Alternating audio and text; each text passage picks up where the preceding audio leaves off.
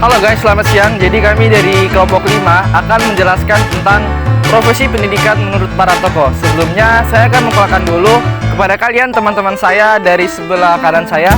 Ini ada Heri, ada Syarifah, dan saya Franciscus. Dan ini Indria, ada Valen, dan ada Umi. Jadi kita langsung saja menuju ke materi pertama.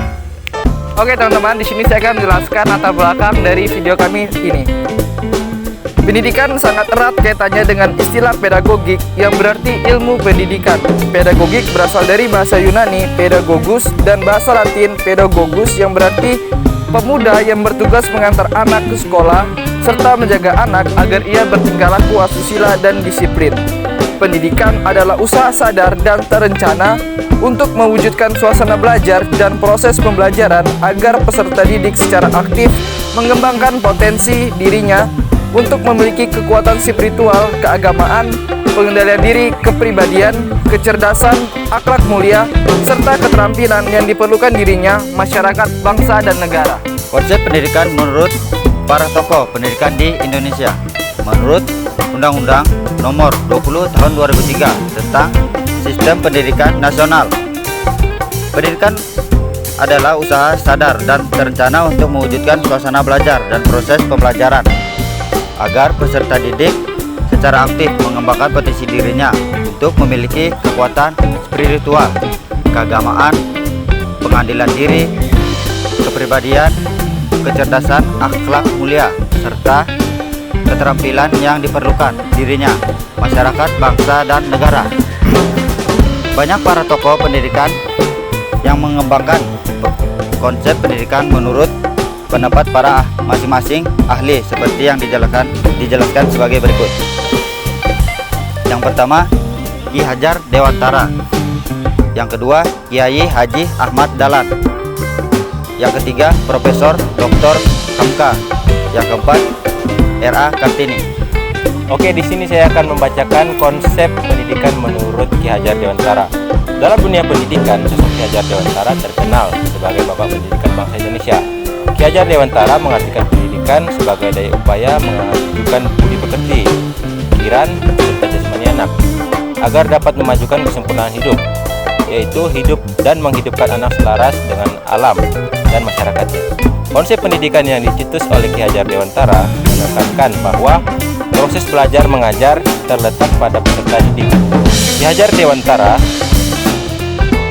Dewantara diturunkan menjadi sistem pendidikan yang memerdekakan siswa, memiliki makna bahwa seorang tidak hidup terperintah, berdiri tegak karena kekuatan sendiri, dan cakap mengatur hidupnya dengan tertib.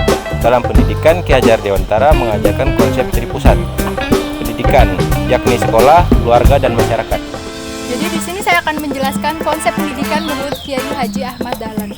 Jadi gagasan pendidikan Kiai Haji Ahmad Dahlan itu bermula ketidakpuasannya terhadap sistem pendidikan Indonesia pada saat itu yang menggunakan sistem dualisme. Yang dimana pertama, pendidikan Islam itu didapat dari pesantren, dan yang kedua, pendidikan sekuler itu didapat dari sekolah yang didirikan oleh kolonial Belanda. Jadi atas dasar ketidakpuasannya dan saking tingginya ilmu pengetahuannya, itu dia membuat sekolah modern, yang dimana sekolah modern itu berisikan dua ilmu agama dan ilmu umum, yang ilmu agama itu didapat dari pesantren dan ilmu umum itu dari sekolah yang didirikan oleh pemerintah kolonial Belanda. Jadi sekian yang bisa dapat saya sampaikan. Kemudian yang ketiga di sini ada Profesor Dr. Hamka.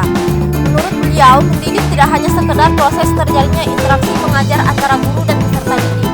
Mendidik juga berarti mengajak, mendorong, dan membimbing peserta didik untuk memahami dan melaksanakan aktivitas pendidikan yang dapat berlangsung kapan dan di mana saja, bahkan oleh siapapun, sepanjang memenuhi syarat dan prinsip pendidikan. Menurut Dr. Hamka juga, pendidikan dibagi menjadi dua bagian, yakni pendidikan jasmani dan pendidikan rohani. Pendidikan jasmani merupakan pendidikan untuk pertumbuhan dan kesempurnaan jasmani serta kekuatan jiwa dan akal, sedangkan pendidikan rohani merupakan pendidikan untuk kesempurnaan fitrah manusia yang didasarkan pada agama. Hamka menjelaskan bahwa hakikat pendidikan bertujuan untuk membentuk kepribadian yang luhur. Proses pendidikan meliputi 3 materi pendidikan, yakni ilmu, amal, dan akhlak. Terima kasih. Baik, di sini saya akan menjelaskan konsep pendidikan menurut R.A. Kartini. Berdasarkan hasil analisis, dapat dirumuskan bahwa pendidikan perempuan menurut R.A. Kartini terbagi 5 konsep. Yang pertama, konsep perempuan tempat pendidikan yang pertama. Kedua, konsep perempuan menjadi pembawa perubahan. Ketiga, konsep pendidikan itu mendidik budi dan jiwa. Keempat, konsep pendidikan kesetaraan laki-laki dan perempuan untuk kemajuan bangsa. Dan terakhir, konsep pendidikan untuk cinta dan tanah air. Hal itu dikarenakan bahwa keadaan pendidikan perempuan sekarang, bahkan ketika saat masa Kartini, perempuan seolah-olah menjadi boneka bagi kaum laki-laki. Tidak ada kebebasan dalam hal pendidikan maupun kehidupan pribadi. Hal ini dikarenakan adanya anggapan bahwa kodrat perempuan adalah hanya untuk keperluan rumah tangga, sehingga tidak membutuhkan pendidikan. Terlebih adanya anggapan bahwa perempuan sebagai makhluk yang lemah, posisinya hanya sebagai pelengkap laki-laki. Baik, di sini saya akan membacakan kesimpulan dari materi kami. Pada dasarnya, pengertian pendidikan adalah usaha sadar dan terencana untuk mewujudkan suasana belajar dan proses pembelajaran agar peserta didik secara aktif mengembangkan potensi dirinya untuk memiliki kekuatan spiritual, keagamaan, pengendalian diri, kepribadian, kecerdasan, akhlak mulia, serta keterampilan yang diperlukan dirinya dan masyarakat. Baik teman-teman, itu saja materi dari kelompok kami. Kurang dan lebihnya mohon dimaafkan. Wabillahi taufiq wal hidayah. Wassalamualaikum warahmatullahi wabarakatuh.